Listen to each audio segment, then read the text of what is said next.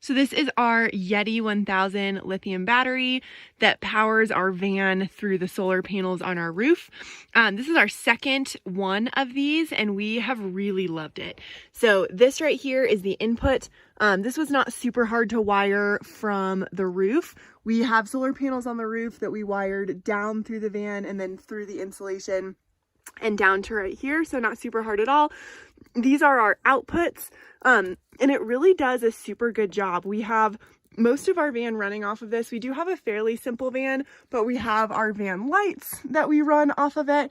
We also run our Dometic fridge off of that battery. We have noticed that the Dometic fridge does not pull very much from it, which is awesome. Other things we know about this is that between 80 and 100, it charges really slowly to help prevent it from overcharging the battery.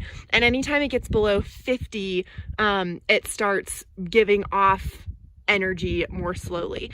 One of the things we really like about it is that you can turn on the 120 volts or off. So when we use our little coffee pot for our van, we plug it in and we turn that on, and obviously then it runs that, but then we can turn it off to reduce the draw on the van. Same thing with the USB chargers for our phones and our computers.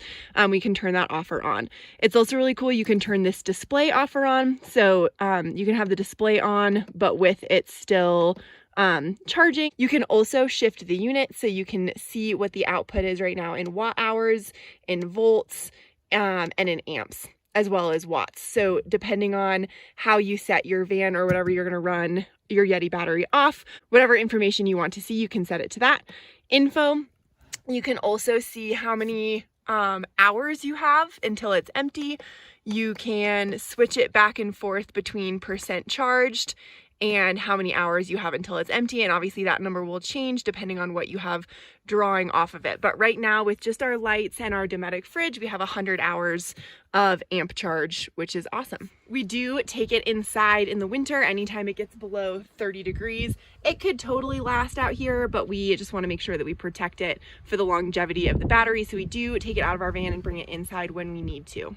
If you don't have it hooked up to solar, you can always hook it up to your actual car battery if you want to charge it off of that. Overall, this Yeti 1000 battery has been an awesome purchase for our van. Like I said, this is our second Yeti battery, and when it's time to get a new one, we'll be purchasing the same one. So 10 out of 10 recommend if you're looking for a solar battery for your van or anything else.